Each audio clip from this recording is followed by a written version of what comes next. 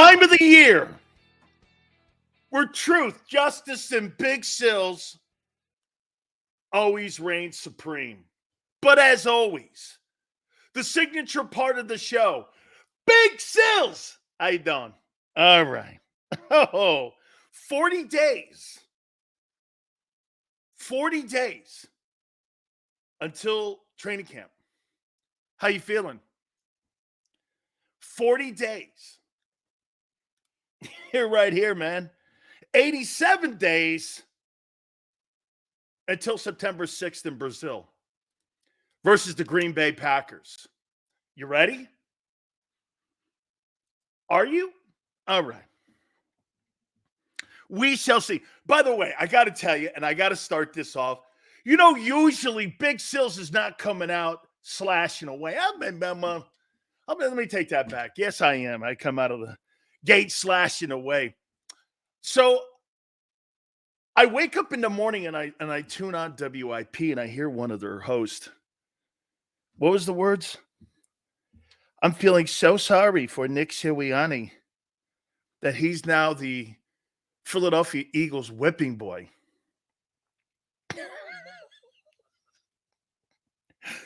Oh my God. I could give a shit how he feels.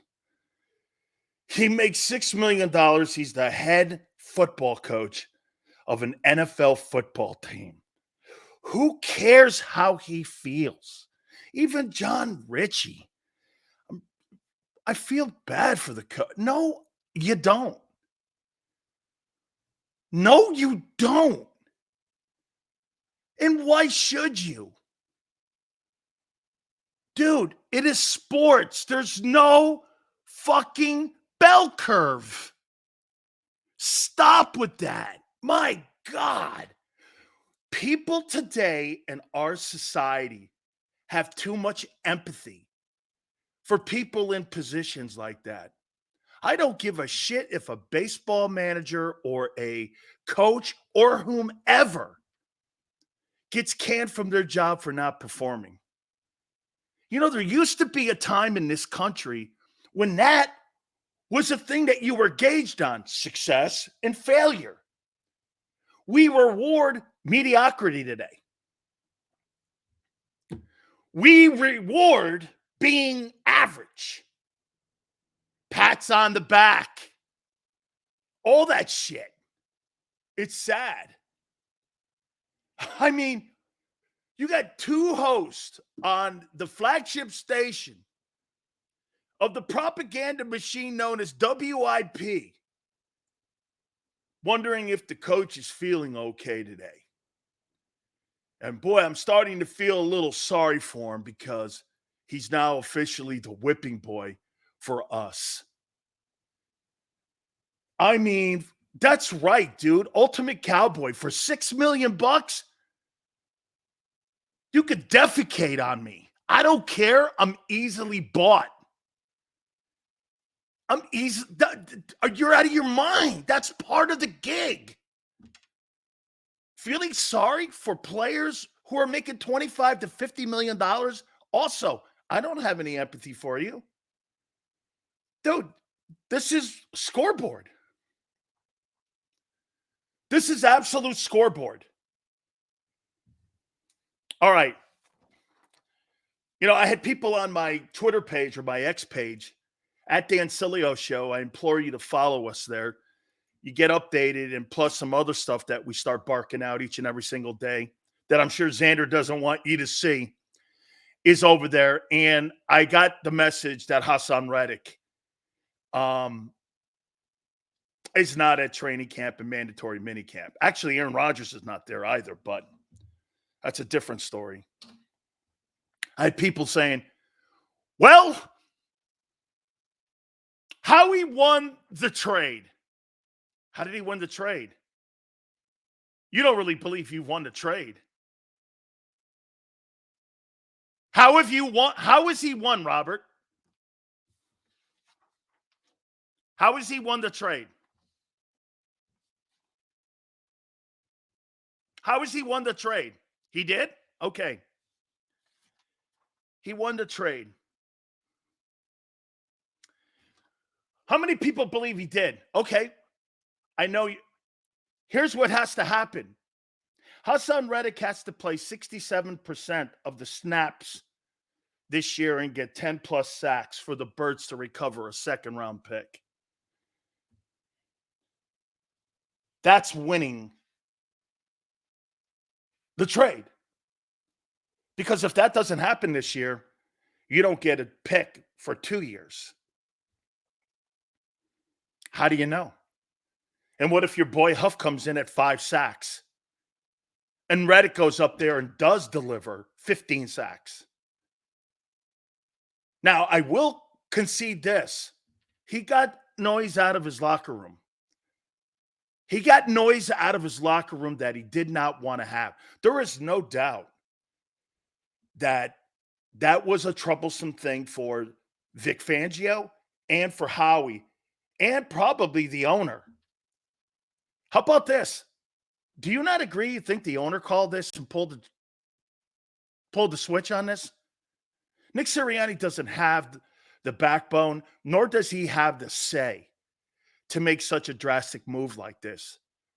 I think the owner kicked his ass out. Well, you know what? Let's just get rid of the noise. And let's get rid of Reddick. Now, you know what it looks like to me? That the Eagles are trying to blame the two coordinators and now Reddick for discord in the locker room. They look for scapegoats. They're notorious at it. Notorious. I mean, Sills picks one topic and just stays yapping. Dude, you can leave at any time. And it's not true. It happened today, fuckbag. He didn't report today. It's not one topic. We're topical. I don't regurgitate shit from back in the day. Whatever, guy. I could care less. This is the same guy who said he was leaving 1 billion times and never left. He was here for 4 hours. Got him. Congratulations. Now you can go pleasure yourself. There's your moment in the sun, son. Okay? Hey, I appreciate it, by the way, Prince. Okay? And I appreciate you keeping count for us. We're trying to get to 200 likes. Thank you guys very much.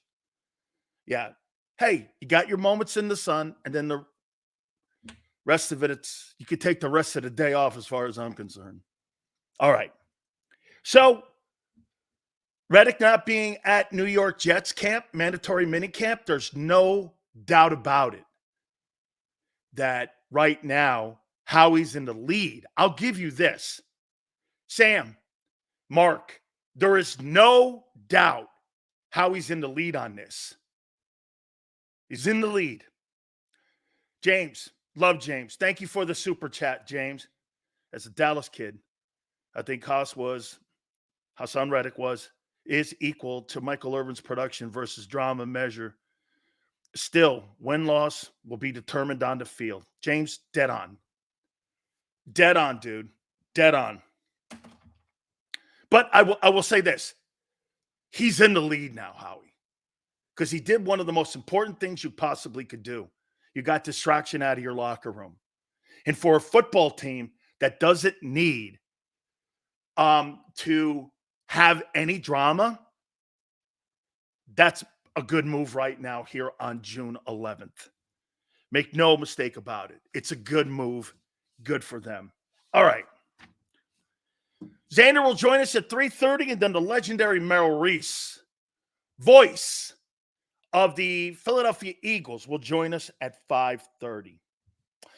How many people have been watching this Laker drama? And I'm going to tie this into the Eagles here in a minute. How many people have been watching what the Lakers just went through with Dan Hurley? What do you make of that?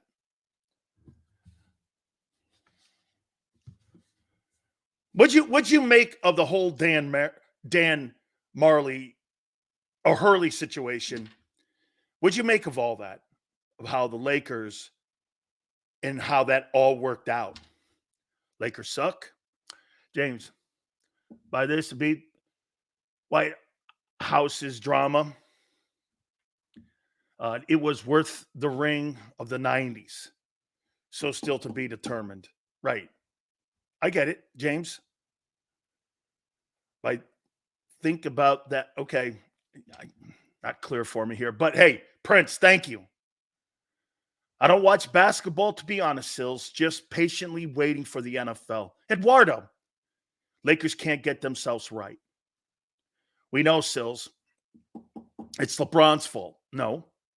Well, LeBron has had 9 coaches in his career. This is the new one will be his 10th.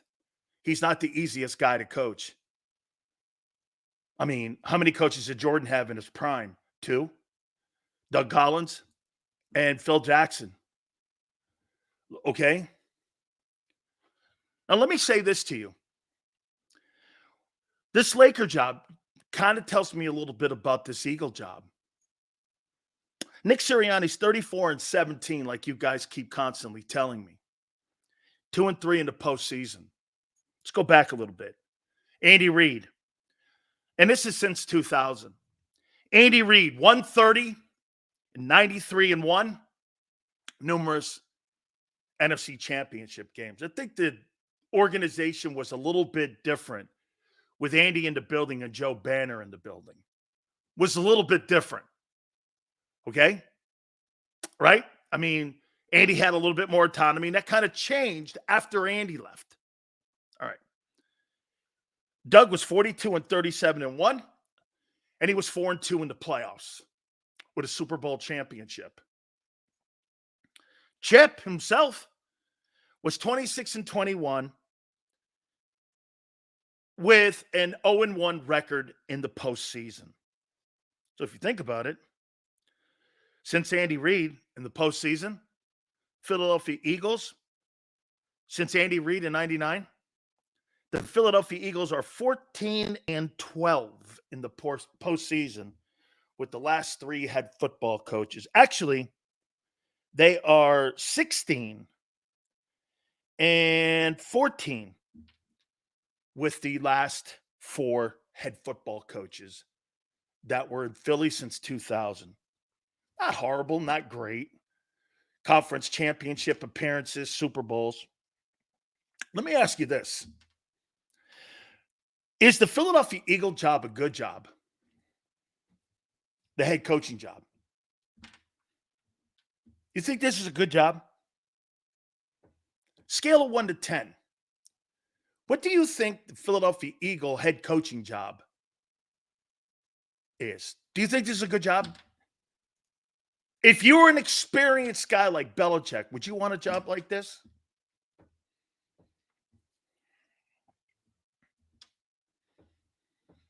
I'll tell you this, that Laker job is not what it's cracked up to be. You want to hear what the Lakers did? The Lakers offered the same number and the same salary as Kentucky a year ago offered Dan Hurley to take the Kentucky job. They're cheap. Nick Sirianni makes $6 million. That's in the lower end of the NFL head coaches and salaries. It's not a good job. You know why? Your job's never safe. No matter if you win a Super Bowl, no matter if you win, no matter if you have a winning record. Your last 2 coaches, no matter what they did, were on the hot seat because the ownership group and the front office doesn't value head coaches. And you know what? This is not an opinion. This is actions followed. They fired a Super Bowl coach, and they just took away and stripped down every single piece of power that Doug Peterson had. Okay? Arthur goes, no NFL job is safe. Well, that's funny you should say that. Guy in Pittsburgh safe. Just got a 3-year contract extension. And to Xander's point, in the last 10 years, Mike Tomlin's got an under 500 record in the postseason. What's he done? He's missed the playoffs 6 times. That's a pretty safe job in Pittsburgh. That's a pretty safe job in Green Bay. I think Kyle Shanahan's got a pretty safe job. No? I think Todd Bowles has got a pretty good, safe job. I'm not sure what you're talking about here. Robert Saleh has not had a winning season in 2 years. Jets are sticking with his ass. Your guy's been to the playoffs 3 years in a row, has been to a Super Bowl, has won an NFC title, and he almost was fired. Can you imagine if Robert Saleh was bringing that record in New York? Think about that. Johnny Mack said, you're wrong, so who's right about the power? I disagree. Dude, you don't really have to sit there and fucking come up with who has power in the building there. Nick has no power whatsoever. There's not a human being on the planet who doesn't own a key fob that doesn't know that. I know this business too. I get it. It's okay. I'd say it too. But see, one thing about some of the people that cover the Eagles, that key fob's not your lifeline. Shouldn't define you. Where your feet stand, where your paycheck gets direct deposited to you is where you stand, not your key fob. I mean, I think a lot of people in that market value that key fob more than their integrity and how they cover the team and don't want to answer questions correctly. That's what's been lost with Philly media now. Used to be different. They didn't give a shit in the past. But now, because the organizations have more say, no matter what the team is, they'll do whatever. Now, I get it. Job security, you want to work Monday, all good. All good. The Philadelphia Eagle job is not a good job. It's just not. Because there's no job security. How about this? If Nick Sirianni gets fired having 11 wins at the end of the year, you think he gets a job as a head coach? Well, if you were the owner, go. So let's just say this. Say he ends up, let's just go 11 wins. Let's be safe here. Regular season, he's 34-17. And we all know this sitting here. If he goes 11-6, he's getting fired if he gets bounced in the opening round, right? Okay. That'll be 45-23. And that would be 2-4 in the postseason. You think he gets another job coaching in the NFL? Wouldn't you say this? Guy's been in the playoffs 4 years in a row. Why'd he get fired? Dude, it's one thing to go like this. Doug Peterson had a 4-win season at the end of the year. The organization deteriorated in front of everybody's eyes, like it did for Andy. It deteriorated under Andy, too. And both had 4-win seasons at the end of the year. And you're sitting there and you're going like this. Well, okay. Because the organization allowed the roster to deteriorate. John McMullen said something this morning on the program that's important.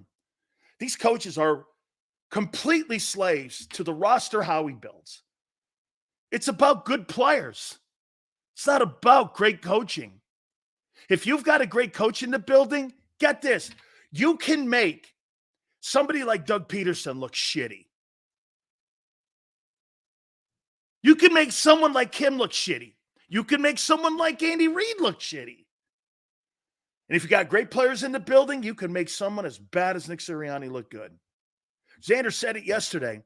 Hey, the guy's got a good record. I don't think that, just like your foot, I think exactly. Nick Sirianni he embodies the 2023 season. You remember when you guys were barking 10-1? Remember? You guys are trying to tell me you're a good team?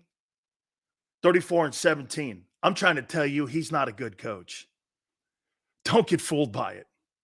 Because that guy is not who that record is. I told you this all last season when you were 10-1, 10-2. You weren't that team. You turned out not to be that team. He's not that guy.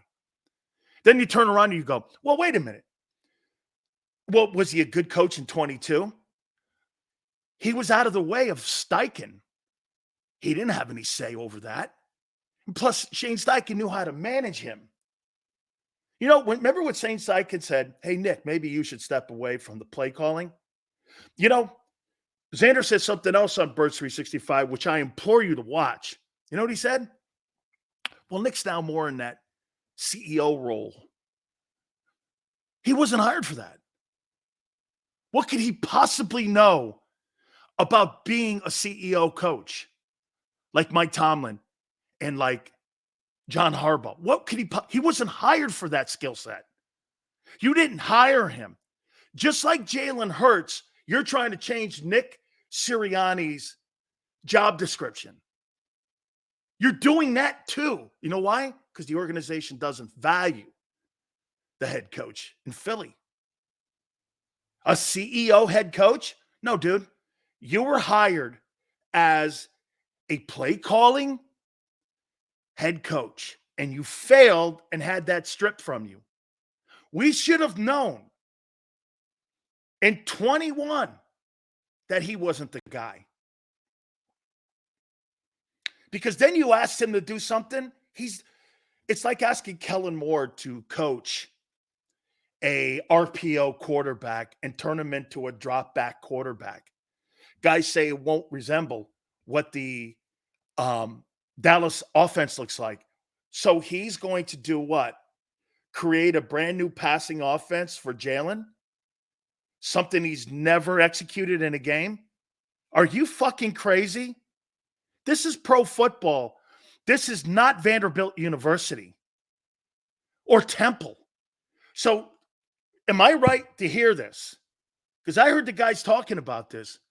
You're telling me Kellen Moore is going to develop a brand new offense, which Jalen said 95% of it was new.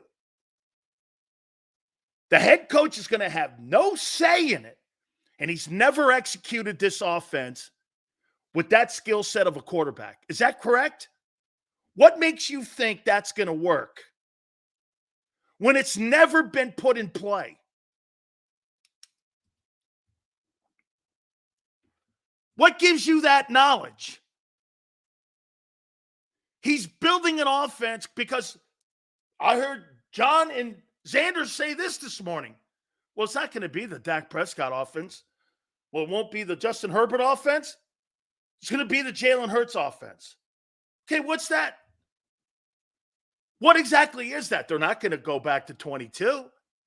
Are you going to mimic a little bit of 23? What are we talking about here? And here's the beautiful part of it. Kellen Moore's never executed the offense that he's going to run with Jalen Hurts in his entire coaching career. But you think a brand new offense that is being built exclusively for Hurts, who he's never called one play for, is automatically going to work. Because if it's not Dak's offense and it's not Herbert's offense, it's brand new. He's never had a play call in his entire life to this brand new offense. Okay.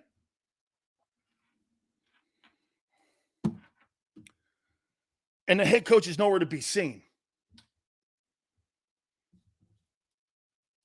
It's called innovation. He's been fired for his last two jobs for being not innovative. That's an OC's job? Well, I'll tell you one thing. When Todd Monken went in to Baltimore this past season, they didn't stop him from running Lamar Jackson. They came up with more creative ways of getting the wide receivers open in almost in the same offense he ran in the year that he won the MVP earlier. They modified it. This is a change. This is a change. Okay? More actually spread it around more than Johnson. Where? Dallas? And you're talking Dallas, right? Monken tried, then reverted back to Romans. That was in the playoffs, and that was the mistake, Jay. JM they made. I learned Brian Johnson's offense when I played in the fourth grade. Well, a fourth grade offense got a wide receiver $33 million a year. Johnson was clueless. Again, they scored 28 points a game, had the 8th ranked offense in the National Football League. I sure hope Kellen Moore has a better off. Hey, that's a great point. How many points did the Eagles score last year? 26 points a game? They were 8th in offense? You do think they'll be ranked better than that, right? You do think they'll be ranked better than Brian Johnson's. And again, where's Nick in this whole conversation? What an absolutely shitty job it is to be the head coach of the Eagles. Because no matter what you do, no matter how many wins you do, and here's the even more sickening thing. The more winning you do, the more credit the front office takes. The more losing you do, the more you take. And that's your job title. I've figured it out. If you want to be the head football coach of the Philadelphia Eagles, you've got to surrender success and you've got to accept failure as yours. You do not get credit for wins in that building at all. Because it doesn't matter. If you're Doug, Nick, you're both going to be held accountable if they don't like what they're looking at. Do you get that? Nick Sirianni potentially could be fired for optics. Because on-field success, if you were sitting in Detroit and you looked at Nick Sirianni's success, wouldn't you go, wow, what a damn good coach? But if you hang around with us and you watch the organization almost fired a guy and hired Belichick, you would know that that's not the truth. Okay? With Hurts throwing 30-plus times a game, can't be in that room. Between 25 and 28, they win. How did Johnson have a tight end and wide receiver get drafted in the first round while Kyle Trash as the quarterback? So what are your projections for the offense under Kellen Moore? I think they struggle a lot early. I do. And I think here's what Corey, you know what I think is going to happen? I think they're going to struggle mightily before the bye. And they're going to have to go back to 22. And then they'll win big. That's my take. They're going to try to do what Bruce Arians did to Tom Brady by putting up big numbers with Godwin and with Mike Evans and with Gronk. And they thought they were going to put up gargantuan numbers. They actually put up bigger numbers in Brady's last season than they did in the year he won the Super Bowl. Okay? Absolutely. Okay? I mean, they're going to go back to that. That offense, with the talent that they have on this team now, if they were to keep evolving that 22 quarterback, I don't know, man. It would be undefensible. The guy you had a year ago is common. It's common. The stupid work the new staff in as the season goes on, I would start with what these guys know. Yeah, well, they're creating a brand new offense for them. Dak was averaging 35-plus passing attempts a game under Moore. JM, Dak's a better passer. That won't work for Hurts. Correct. Can't throw the ball 35 times. Absolute, no question about it. I think simple-minded spammers are from the Eagles organization. That's probably a media guy. Don't sweat it, Mike. Media guys are always over here telling you they're going to leave and they don't. And then they get ghost accounts and come back in. It's okay. Hurts was barely over 50% when he had that volume under Doug. principle. I just think, again, this is going to take some time because they're creating an offense for him. Look at Keenan Allen's route tree. Keenan Allen, outstanding football player, and I think he's going to bring a lot. And hopefully, I would say that Chicago gets an opportunity to redo a deal for him because I like him a lot. Heck of a football player. Okay, so as we always do, and now you're seeing a lot of people taking a little bit of what we do here. I had a great conversation with somebody in the Eagle organization. And by the way, don't forget Merrill Reese will join us at 5:30. And we always do this, right, Xander? Thumbs up, thumbs down, stock up or down. I see a lot of people doing that now because they take that from what we've been doing here for over 3 years. And this is something that we've been doing when it comes to either OTAs, training camp, or mandatory minicamp. In this offseason, I wrote down the big sills, players who I think their stock has gone up, their value has gone up, and with some players, their value has gone down.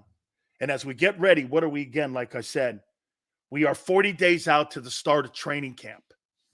I wrote down some of these names here, and these are the guys. Who do you think was what name have you heard the most this offseason for your Eagles? What guy do you think has shined the most? Okay? What guy? What guy? Ringo. Saquon. I haven't heard too much of Saquon. Keely. All right. Let's do first. You guys want to do the stock up or stock down for this offseason as you are now ready to go to training camp? There's no more work to do except for individual. Big Dom. Stock down. Okay. Stock down? Let's do stock down then. Number one, there's no doubt the number one guy whose stock is down has to be James Bradbury. The amount of money you make, the salary he's making, falling out of favor with the organization. Now, there's only one saving grace to this. He's still on the roster. And he's going to training camp. So, he's still there. He's still in the building. Tells me that, you know what? They're still debating on what to do with James Bradbury. And by the way, this has got nothing to do with trading him. Nothing to do with trading him. You're not going to play him a couple plays in pajamas at safety and go, oh yeah, guess what? We're going to get a 6th-round pick. That's not going to work. Nobody in a million years, nobody looks at him and goes, yeah, hey, that's going to increase his volume or his value. Nobody. Okay? Number two, there is no question the Kobe Dean stock has plummeted even more so. No matter what they're telling you over there. Isn't it crazy? Guy who's never played, a guy who plays, and when he does play, he's terrible. He's got false steps. He's not good. He's always hurt, and yet they refuse to budge off of giving him an opportunity at starting. That's a front office decision. They are hell-bent on this. And to their demise, which will be him not being ready to play again. You know what's really sad about this? He may be a good ball player. And he just might not be NFL, physicality-wise able to play. That happens. He just may not be able to handle the stress of playing in the league. I mean, but they're hell-bent. I hear John McMullen telling Xander, yeah, they're not out of that yet. They think he's the guy. I just don't think they're sticking their head in the sand in this. And they're going to die on the stake with him. Too bad. I said this yesterday. I think a guy's stock that has absolutely plummeted since the end of the regular season has been Josh Sweat. For whatever reason, it has fallen out of favor with the organization. They've tried trading him. They redid his deal to a point where now he makes it so that they can trade him going into the trading deadline, or they can actually move off of him by redoing that deal to lower the number at the beginning of the salary and at the beginning of the contract. They've made it friendlier for them to get off him. And I don't know why, because I think he's still arguably their most complete ball player on their defensive line. You know, Jalen Carter still has to show it. Josh Sweat played 900 plus snaps last year. That's a ton. That's a ton of absolute volume of plays. But they seemingly have lost favor when it comes to Josh Sweat. I got Kenny Gainwell on here. This happens all the time. I'll give you a greatest example of this and what happened. When the Raiders got Bo Jackson and they had still Marcus Allen on the team. Remember what happened? Some of you are maybe too young, but what happened was as soon as they got the brand new toy and Al Davis got the brand new toy and Bo Jackson, they relegated or delegated Marcus Allen to second and third team. And they barely used him. That's why they traded his ass to Kansas City. At the end, they ended up trading him. Marcus didn't want to do anything to do with the Raiders because the Raiders had mistreated him. Guy was a former MVP in a Super Bowl for him, helped deliver a title. And the way he was treated because they brought in Bo, that stuff brought discord. Okay, well, now you got Kenny Gainwell in the building. Kenny Gainwell was a guy that they featured in many games last year. You look at that dynamic there, and there's no doubt his value has gone down just in the fact of he's not going to be part of the game plan this coming season. This is all going to be on Saquon Barkley. There may come to a point, though, if Barkley's injured, that guy becomes a major force and hopefully them winning some ball games. But got Kenny Gainwell on here. I got Jalen Hurts on here. I don't know how you don't look at this and go, okay, is he a good ball player? Yes. What's he struggling with? He's struggling with the dynamics of playing the position of quarterback. Remember what Emmanuel Acho said? You're not going to lose games because of Jalen Hurts' talent. You're going to lose games because he's not a good quarterback. And I think he's still got a long way to go on being a good quarterback. Like, look, you can say whatever you want about Brock Purdy. Brock Purdy is a good quarterback. Spreads the ball around. They win games. They go to title games. He's been to 2 championship games in a row. That's what the Eagles want Jalen Hurts to do. Tight ends, running backs, receivers, all of them. Wants to be able to spread the ball around. Jalen can't. And he hasn't shown that yet. He just hasn't shown the ability to spread the ball around. And so to me, until he gets that dynamic and understands that dynamic, he's still going to be in a position here where if you're the organization, you have to do this. Will he get better? Will he get better? Hurts already had a great season. Just move on. Hurts has had 1 season in 3 years. Rest of them are not good. They're just decent. I wouldn't pay a guy off of 1 year, would you? Would you? Oh, wait, you did. Hurts is not good at anything deep ball, anything. Hurts deep balls are either underthrown or overthrown. And star receivers make them look good. Okay? That's why his numbers are never good. So I would say that Acho's right. He's still got a long way to go. And now when you're watching him in just pajamas, not being able to pick up the offense yet, they're working on stuff. Okay. You're working on stuff on June 11th, 50 days out to training camp. 40 days out to training camp. I don't know. What do you think Kansas City Chiefs are working on?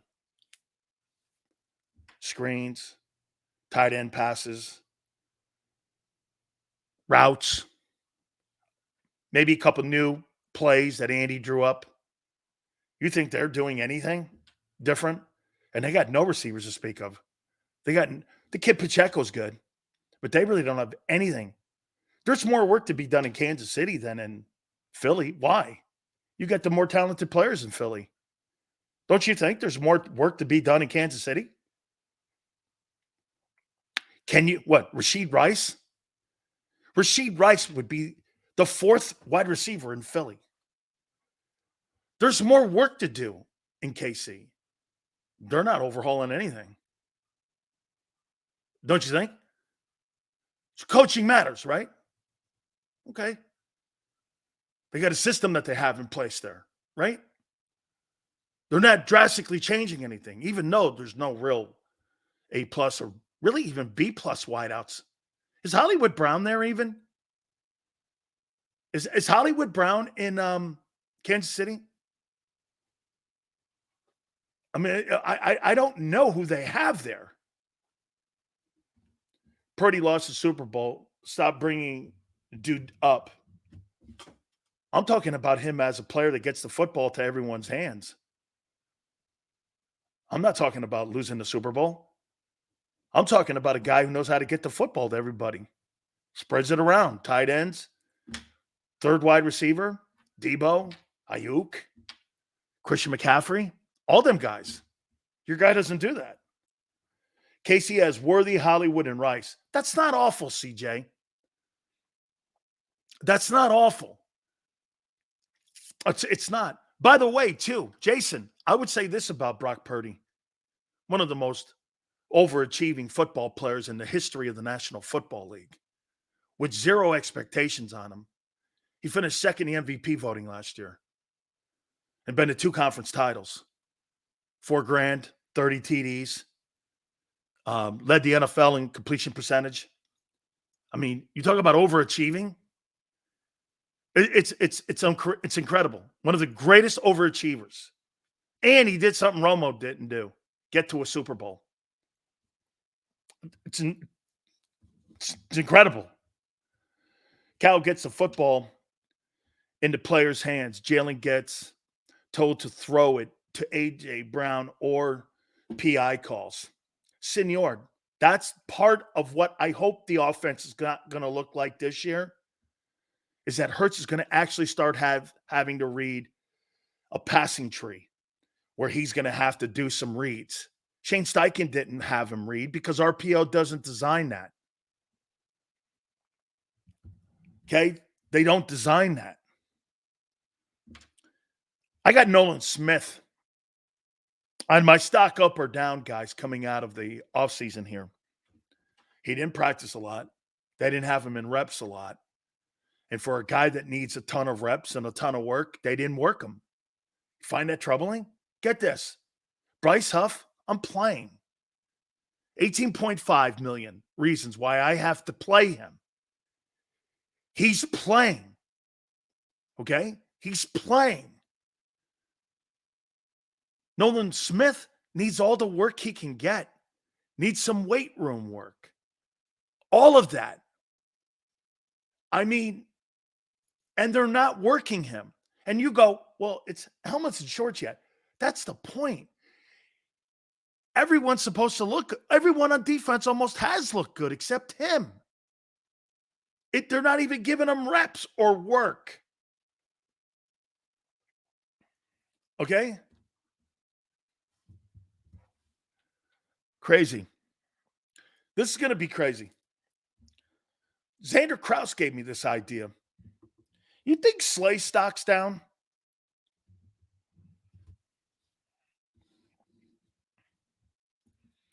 You think Darius Slay stock is down?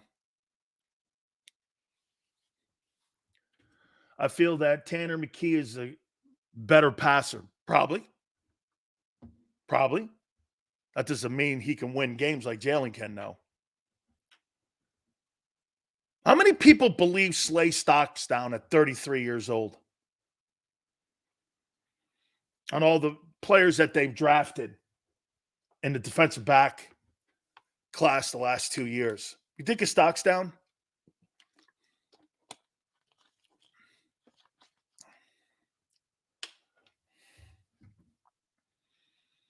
A little bit. I do.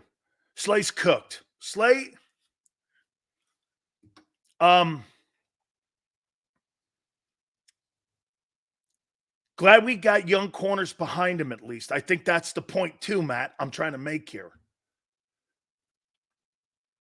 Let's see here. Yes, I would trade him.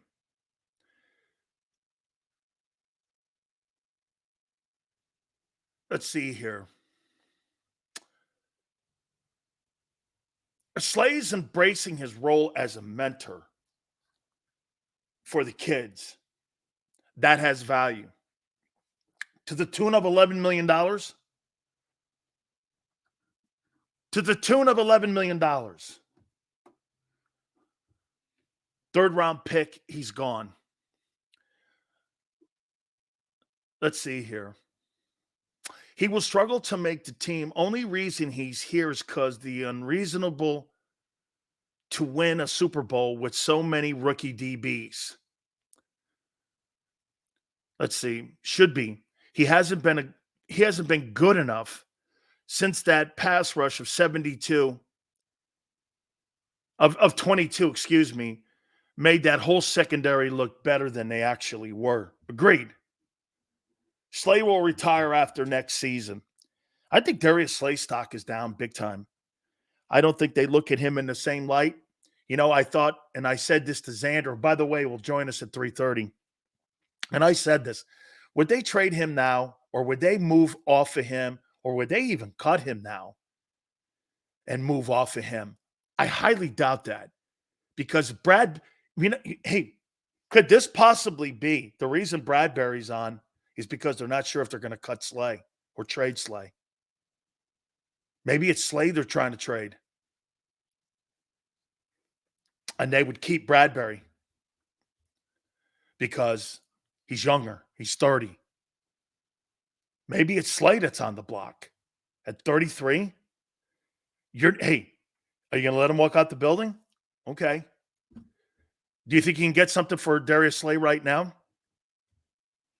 What do you think you can get for him? 5th? I'd trade you a 5th-round pick for him right now. Couple Pro Bowls. Been a Pro Bowler ever since he's been in the building. If you're feeling that comfortable about yourselves, I didn't think about it, Xander, until you started and I started putting it together here. I mean, maybe they're keeping Bradbury on the team because they're dealing Slay.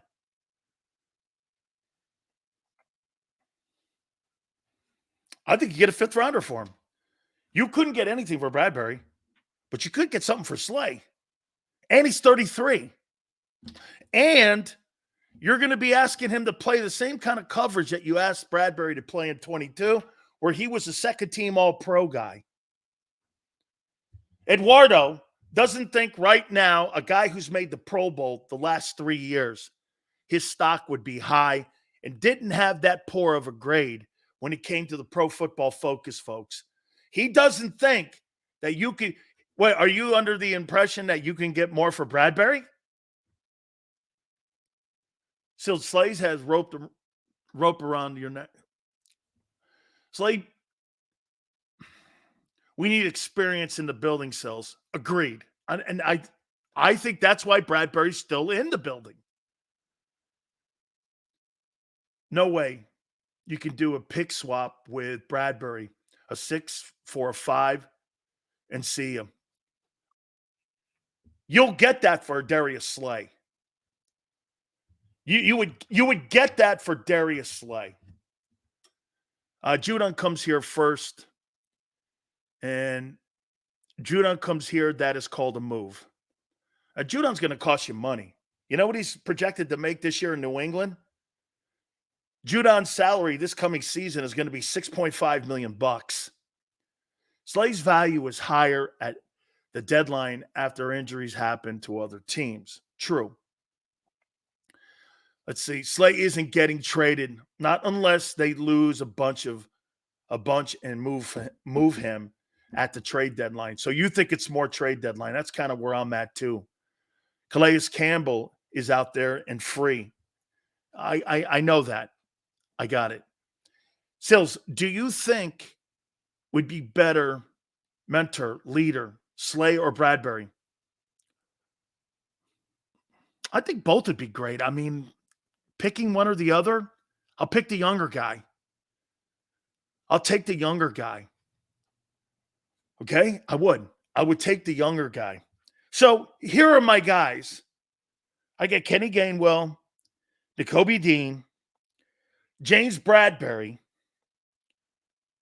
Josh Sweat, a little bit of Hurts, Nolan Smith, and Darius Slay that I think this offseason their stocks are down. Now here's stock up this offseason. No doubt. Keely Ringo, his stock is just skyrocketed. It is absolutely skyrocketed. Just absolutely killing it. There are so many people now so high on him and think so much of him. And they're trying to figure out what to do with him. That is such a great place to be when you're a player, especially coming off the year he did a year ago. Here's Prince Sills. The cost of Judon is 6.5, and that's a lot of money. Hey, Prince, that's 6.5 what he's making this year. If you trade for a guy like that, you got to trade for a guy like that, and you've got to give him $18, $19 million or $20 million. He's just not going to make a trade for that. That's not going to happen. I mean, the reason he's showing up to minicamp too, by the way. Judon is getting a raise this offseason. Well, New England hasn't moved on that yet. They haven't moved on that. Well, that Hendrickson guy, JM, is going to cost you $20 million. Are the Eagles going to spend that kind of money? I don't know that. Keely Ringo, stock has gone through the roof. Okay? Has just absolutely gone through the roof. Number 2, I got Isaiah Rogers. You know, I didn't know what to expect, and Frank Reich told me a little bit about him when he was in Indianapolis and what people were saying about him in Indianapolis. And I wanted to see it. I'm one of those let me see it kind of guys. And supposedly he's running around out there and he looks like he fits. Now, obviously, here's the thing, though. You got to remember something about pajamas today. Well, you could play in pajamas in any regular season NFL game in today's league because these guys can't hit receivers. They barely have contact. They're called constantly for PI. We're not talking defenseless receivers. How much really more do you need to have when we're talking about contact drills? You're under the impression the NFL is a contact league anymore. It's not, especially with those diva receivers. You can't hit those guys coming across the middle anymore. So if a guy's running 7-on-7 or they're running 9-on-7, what's the difference between 9-on-7 and 7-on-7 than a regular season football game? A little more pushing? Okay, fair enough. There's a run game element that's part of it. Sure, no question. But when it comes to strictly covering people, there's not any difference in the dynamic of that.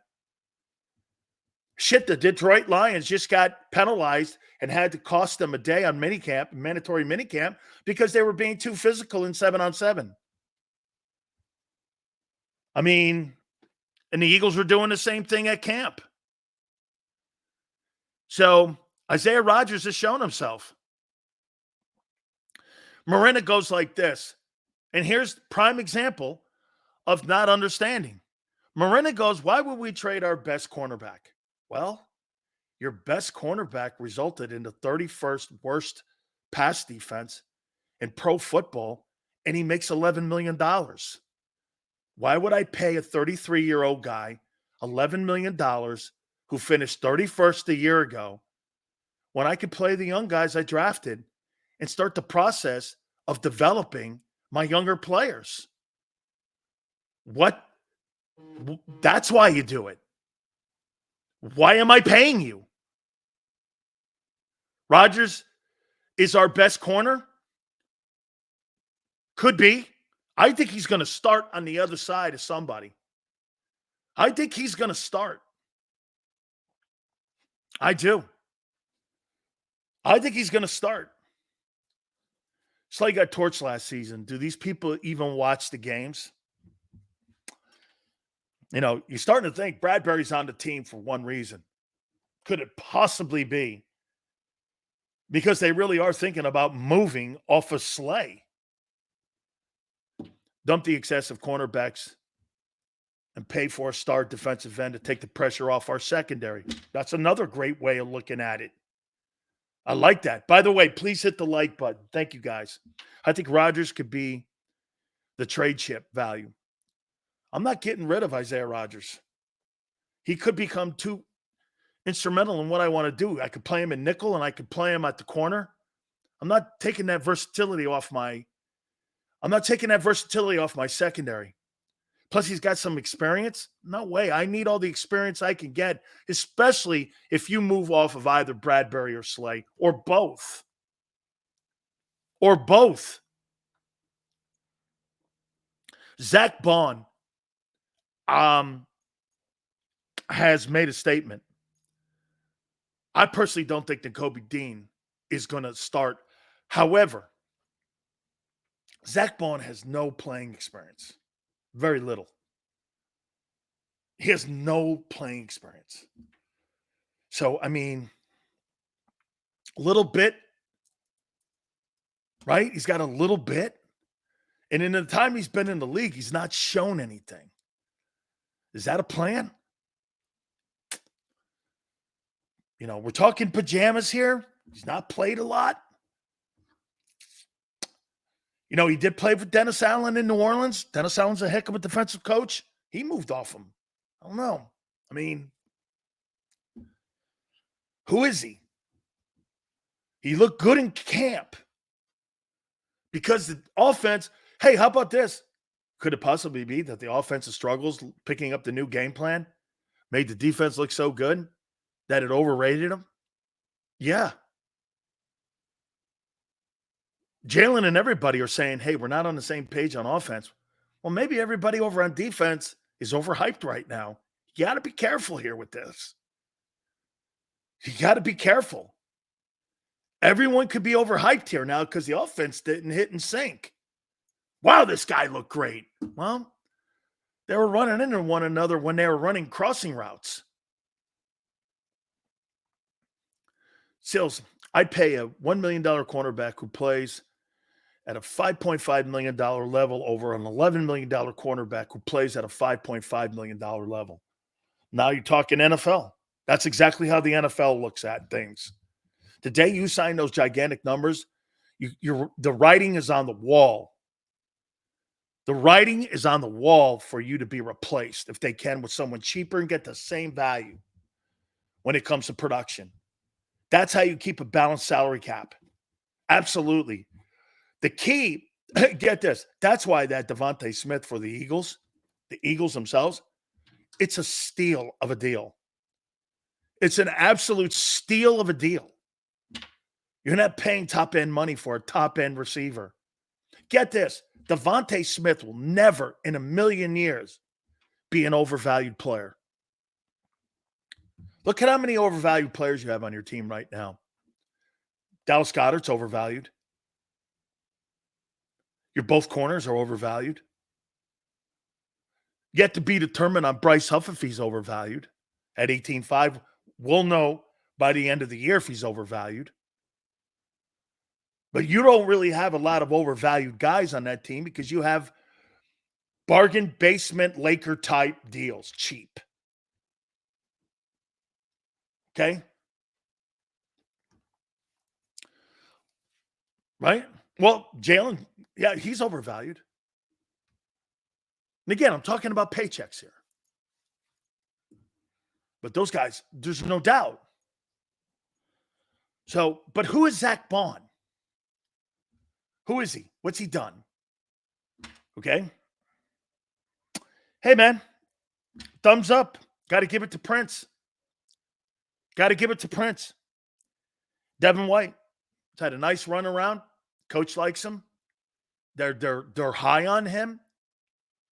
Yeah, I mean, so far so good. It's a good thing. It's a good thing that you're seeing this.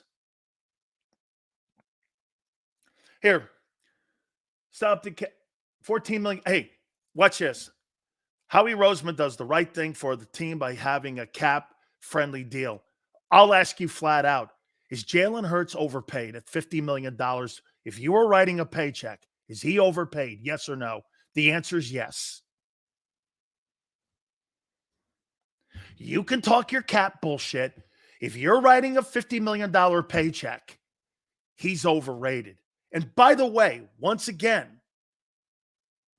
he's overpaid. Overpaid. Another guy who is with thumbs up has to be Mekhi Becton. Man, I am so high on this guy. I think this guy has every single bit of Eagle all over him for the future and for the rest of his career potentially. No question about it. No question. I think this guy has the ability to be a Philadelphia Eagle and potentially has this guy replacing Lane Johnson down the line. Justin Herbert is overpaid with Sills' logic. No, because he's a better ball player. He's a better ball player. Here, let's do this.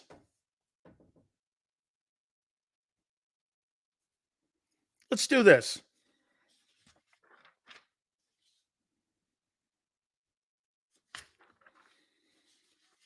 Where is it?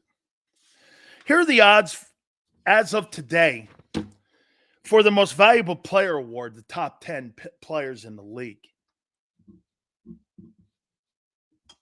Where would you put Jalen Hurts in this list? According to the people who bet, where would you put him? This isn't my list. This isn't mine. This is the people in the desert, people in Atlantic City. Hurts top 2? Top 3. Okay. Number 10, Jalen Hurts, Philadelphia Eagles, plus 1,800 to win the NFL Most Valuable Player Award. Number 9, Brock Purdy, San Francisco, plus 1,700 to win the NFL's Most Valuable Player Award. Number 8, Jordan Love, Green Bay Packers, plus 1,600 to win the National Football League's Most Valuable Player. Number 6, there's 2 tied. Dak Prescott, Cowboys, plus 1,400. Tied with Justin Herbert, Los Angeles Chargers, at 1,400. Oh, really? Okay. Number 5, the reigning most valuable player, Lamar Jackson, at number 5, is the odds-on favorite to win the Most Valuable Player Award at plus 1,200.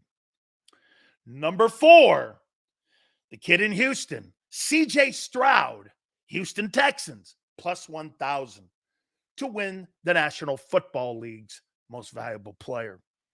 Number 3, according to the people in the desert and in Atlantic City, Joe Burrow, Bengals, plus 900 to win the NFL's Most Valuable Player. Number 2, Josh Allen, Buffalo Bills, plus 800 to win the NFL's Most Valuable Player Award. And number 1, obviously, will be Patrick Mahomes at plus 600 to win the National Football League's Most Valuable Player. Once again, nobody in their mind would ever put Hurts above any of those guys. You could even make the argument you could put golf ahead of him. This isn't my list. These are the people who actually put money. This isn't my list. Not my list. Here, can I tell you what else is the reasoning? Some of these guys have great coordinators or Super Bowl champion coordinators. So think about it. As you guys keep telling me that these other guys are better, nobody in the planet thinks it. Not even the people who bet. Think that Jalen Hurts and Kellen Moore are going to connect this year. Only you think this. Okay? Think about that. Just think about it. The people in Vegas right now, 40 days out from training camp, are saying that Hurts is the 10th or 11th best selection if you want to make a bet to be the NFL's MVP. His odds have actually gone down. His odds have gone down since the start of the year in January. His odds have gone down. Even when you added Barkley. Here's another great one.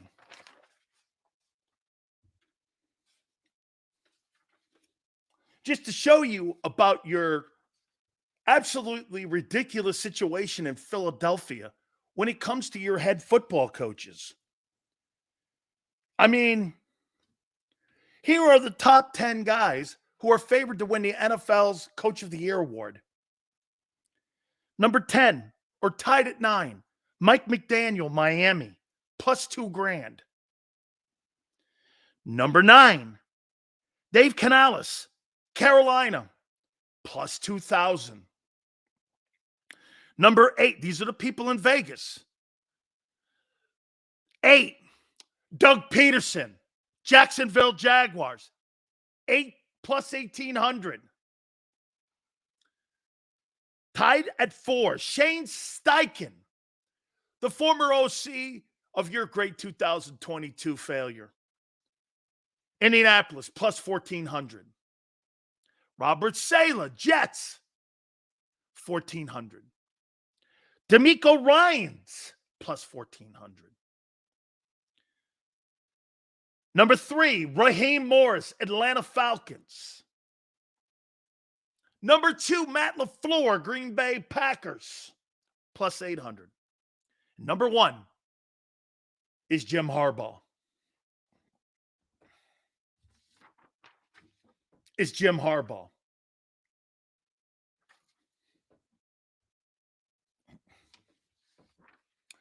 Is Jim Harbaugh. I don't see no legendary Nick Sirianni. Actually, you know what I see on here? 2 former Eagle coaches.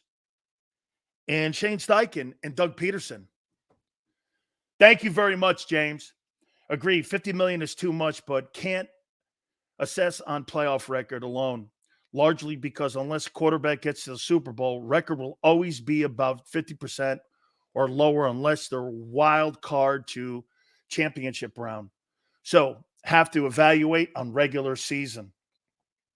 Well, I'll say this to you about Jalen Hurts then. If you're evaluating him regular season-wise, there's no question he's under what the benchmarks are for quarterbacks in the NFL. The dual threat guy has not won the Super Bowl. And if you're going to be dual threat, you got to be somebody like Allen who throws for 4,500 yards. Rushing for 11 touchdowns. There's no quarterback who's ever won a Super Bowl who rushed for more than 6 touchdowns in a year. That just doesn't work. It doesn't matter. You win Super Bowls from the pocket. So at the end of the day, it truly doesn't matter. Okay? So Josh Allen is the second favorite guy to win the most valuable player award. Your boy Sirianni's nowhere on the list. The job in Philadelphia is the worst job or one of the worst jobs in pro football. Because no matter if you win it or you lose it, it doesn't matter what they think of you. They fired a guy winning a Super Bowl, and they almost fired a guy who went to the playoffs 3 years in a row. And then they stripped him down, and the quarterback can't stand him. Just imagine that. You're in a position where you're bringing in a coordinator now that's going to make a brand new offense for him. Because I heard the guys this morning. By the way, Xander will join us at the bottom of the hour, 3:30. I heard him say it. It's not going to be the Dallas offense. Well, whose offense is it going to be then? Oh, they're not going to take 22. They've already made it very, very clear. If you were going to make it about 22, you would have hired a guy like Todd Monken or Cliff Kingsbury. You don't hire a guy who doesn't believe in RPO. He never believed in RPO in LA or in Dallas. There was no RPOs in Dallas. The most Prescott ever ran was 35 times. There's no RPOs in Dallas. So you're creating a brand new offense that he's never executed in a game.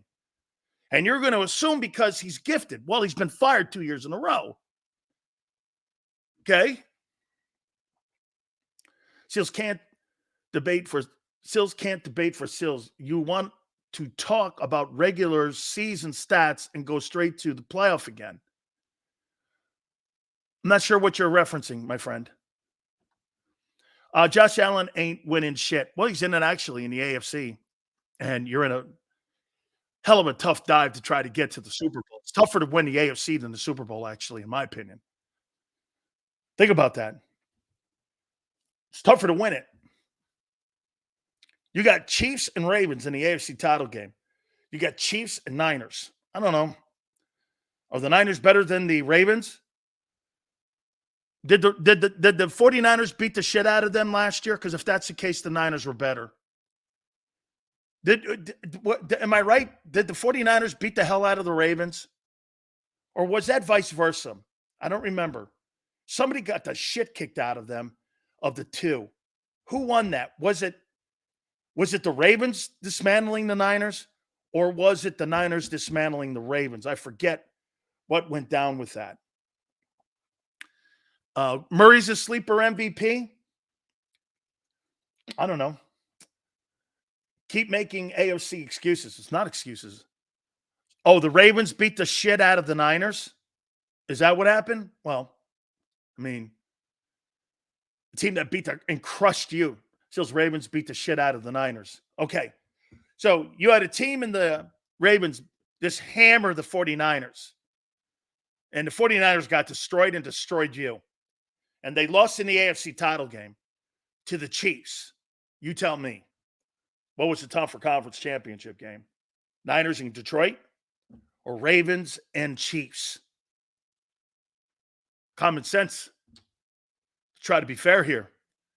And the Ravens at home field. That's a heck of a title game. They beat all the teams that beat you. Oh, wait. I forgot. You got a regular season pelt against Kansas City. Yeah, okay. Okay. Lord, I think without a doubt, one thing they did in that game was they tried throwing the football and they wanted to get into a back and forth with Kansas City. And you try to get into a back and forth with Kansas City, you're going to lose that game. Sills, here's another benefit of Smitty's contract. Handing Smitty the bag in a restructure works because of the ROIs. It's better than bagging a player who underperforms current contracts. That's right. His contract, he'll never be an undervalued player. He'll never be an undervalued player. Right. Hurts beat Allen and Mahomes in back-to-back. And you lost to Drew Lock and Tyrod Taylor back-to-back. It's quite a dynamic. Who is he? Gotta love that, too. I mean, you went back-to-back against Tyrod Taylor and Drew Lock. Guys who are not even in the league anymore. I mean, I don't know. Are they in the league or have they retired? I forget. What's Josh Allen against Hurts? Dude, not debating it. It's not a debate. If Hurts underperforms, he turns into Reddick in the locker. No. I do not believe that. And my last guy, probably going to shock you here. I got Reed Blankenship. I think Reed, with all the good players around him, I think he had a pretty good camp. So here are my Big Sil's up and downs when it comes to this offseason so far.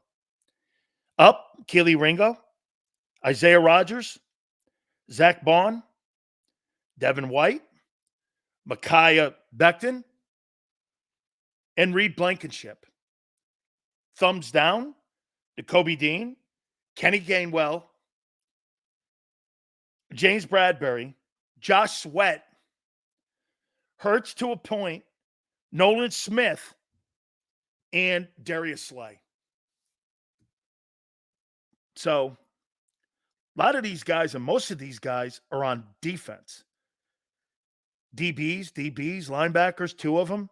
By the way, your two starting inside linebackers and two defensive backs, Isaiah Rogers. Hey, how about this? Isaiah Rogers and Keely Ringo. You think there's an outside chance those two guys could start? Okay. Right? Reed's a steady player. He's a steady player. He is. He's a steady player. No question about it. All right. Xander's going to join us at the bottom of the hour here. We're going to also take a look at week 9. That's the Jaguars and Doug Peterson. We're going to take a look at that because that's going to be one of the upcoming. We're going to also go through ups and downs. We'll get Xander's thoughts on thumbs up, thumbs down, guys, because we have been doing this now for 3 years, and I'm glad to see people around in the market are starting to do this a little bit. We'll ask him about the job. Is the Philadelphia Eagle job a good job? How many people still believe that that job is a good job? Being the Eagles head football coach. One wrong move, you're fired.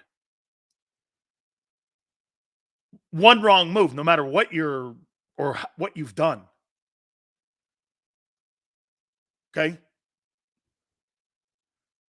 No matter what you've done. Hey, folks, always remember something about your boy LJ in here. Just remember, always remember, he'll take Nick over Andy Reid and Doug. He said that here. Okay? He'll take those two coaches over Nick Sirianni. He believes that Nick Sirianni is the greatest coach in Philadelphia Eagle history.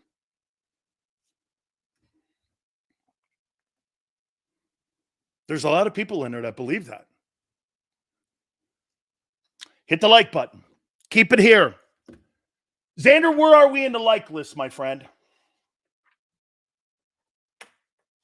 Where are we? Where are we in the like list, my friends? Hey, LJ, look at this. A host talking about a faceless chat person. And there's two dudes in here that spend their night coming in here every day, wasting their lives. I don't get it. 87. Thank you. Very cool. Hit the like button. Keep it here, National Football Show.